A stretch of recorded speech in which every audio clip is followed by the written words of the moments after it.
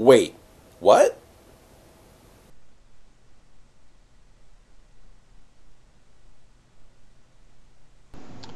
Hello there, and today I'm going to do another video game review, and it is Nervous Brickdown for the Nintendo DS, and this is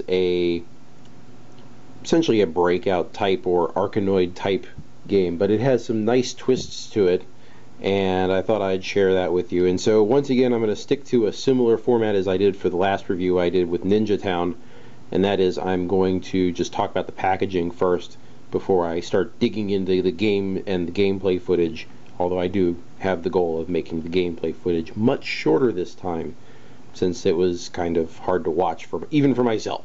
So anyway, this is made by a company called Arcado, and they have a little image of them down here saying it's a squid. And the big gimmick to this game is that there's several breakout modes, but each one has a twist. And there's also goals to achieve in each mode that you have to do for each level. So, and the way it's structured, as far as I've gotten in the game, and I'll show you that when we do the footage, is you have 10 levels including a boss fight, and you have a number of bricks that you need to break, and it'll unlock stuff, and you also have goals that you can reach to get a little metal, and the metal unlocks other things as you go through the game. The manual is honestly pretty slim overall, and it almost self-hypes itself a little as well, which I'm not a big fan of. It's just tell me how to play the game and don't suck. But it's a black and white instruction book, tells you, this entire thing that says drop everything is just it feels very hype heavy. And then the rest of it tells you about different game modes that it has. It also has multiplayer support with one cartridge, just for reference. And again, I'm not messing around with the multiplayer aspects of this game. So, yeah, here's a good example of how they lay things out. So, POW, in this particular case, if you can see that, is one of the many game modes, and it's very much like playing Arkanoid. And so you have a number of levels, and you get to the end, and then there's a little question mark with the boss. And more pictures, and the credits. Everyone deserves credit for doing stuff. And Eidos apparently also had a hand in it, and then they plug another game that I'll probably not talk about. Well, I admit I'm not a big fan of showing this off on real hardware. I kind of like doing it versus using an emulator or anything, because what you'll see is what you'll actually get.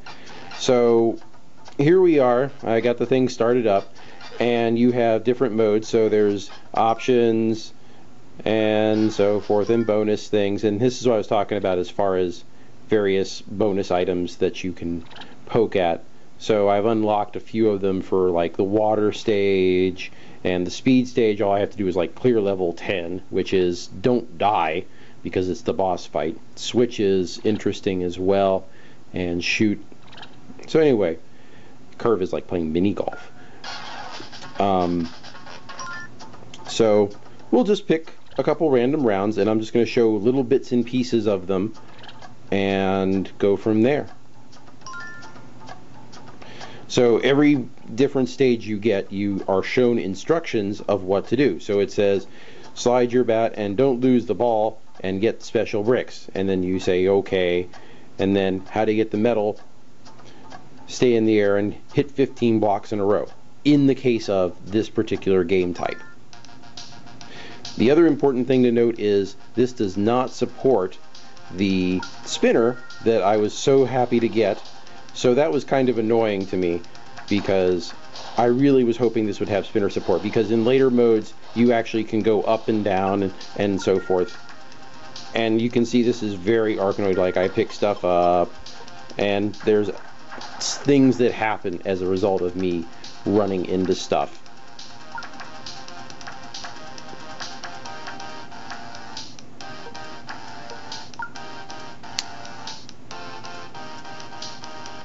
And when you clear a level, it counts up the number of bricks total that you have destroyed in that level. And I actually got a medal because I got 15 in a row. And the game continues as such. In paper, you get the ability to draw your paddle at the bottom, and then you have to hit these ink spots to clear the game, and then collect falling ink to fill up. So I can make a nice line, I can make a wavy thing, and then decide if I want to do it, and then there you go. And I failed. And I lost a life. And you can see now I'm moving this way too, so I'm not limited to just one direction as far as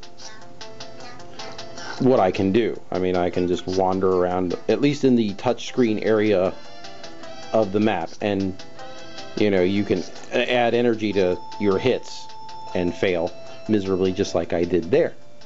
I'm such an awesome player. Now let's switch it up slightly, and for water, I'm just going to demonstrate the boss fight versus the regular rounds, where you play a submarine and you have to catch things as they fall down. So I have this ball, and there's an octopus with little pointy things at the end, and so I have to hit those jellyfish and not die, and I don't know how I didn't die there briefly, and then make them fall and hurt the octopus. And don't get poked by the little sticks, because otherwise I will die a horrible death. And these can take a little bit, so I may or may not complete this for the purposes of demonstration, just to get the timing as far as... I don't want to bore you too bad with my inability or ability to play these games, but I do want you to see how to play and how the gameplay handles. And I can't hit the broadside of a barn. Isn't that awesome?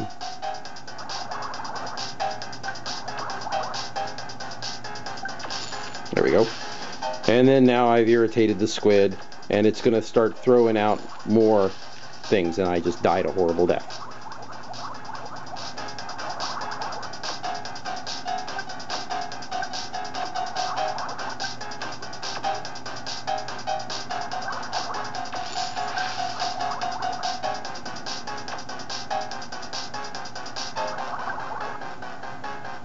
And when I tick it off enough, it'll start coming at me from all sides but the top.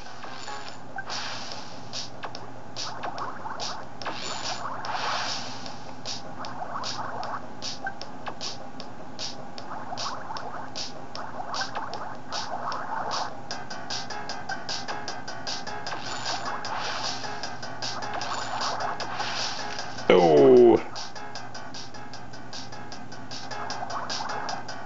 So yeah, to get the medal, don't die. Obviously, I'm not going to get the medal on this. It can be done, obviously, because, I mean, as you keep going, you get used to what you're doing.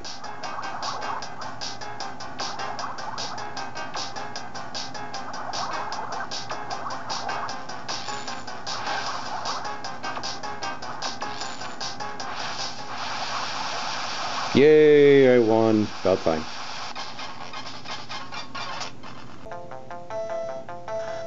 Okay, let's sum this up. Nervous Brickdown is at its core a classic ball and paddle breakout game. However, where Nervous Brickdown shines is in the notable variety of variants on that classic theme. The sound and visuals for each theme feels adequately unique, and you are rewarded for doing well in multiple ways. Primarily, this is in the form of unlocks that grant you extra levels, game music, and so forth. These unlocks also encourage replaying certain levels just so you can meet all the requirements of a level and ultimately an entire stage. The boss fights are generally good challenges, and you will have to work a little to figure out the patterns associated with each one. This makes it hark back to the game's classic roots, which I do appreciate quite a bit. If I were to level any complaints against the game, I would suppose that it was sometimes hard to use the stylus to perform a specific touchscreen task, and then re-grab the paddle to move it into position to bounce the ball back into play. In most cases, I was able to overcome this gripe. It would have been nice to be able to map certain touchscreen commands to buttons on the DS. On the other hand, when you're coloring in stuff on the paper levels, You can't have a hotkey for that, and I'm not sure if gluing the paddle to wherever the stylus is touching the screen would have been a good design decision either. Also of note that this game does not support the Nintendo DS spinner. For some game types it would have been nice, but for the rounds where you can move up, down, left, or right, it's obviously not going to work well. Of course, the final verdict is, do I think this game is worth playing?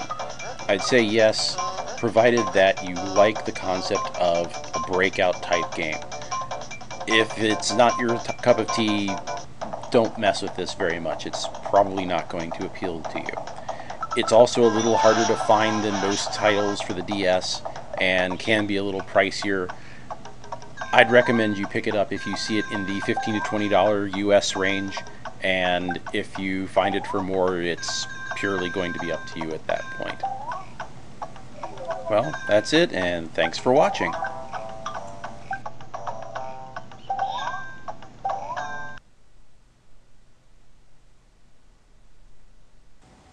It's all duct tape and magic around here, but we have no budget for duct tape.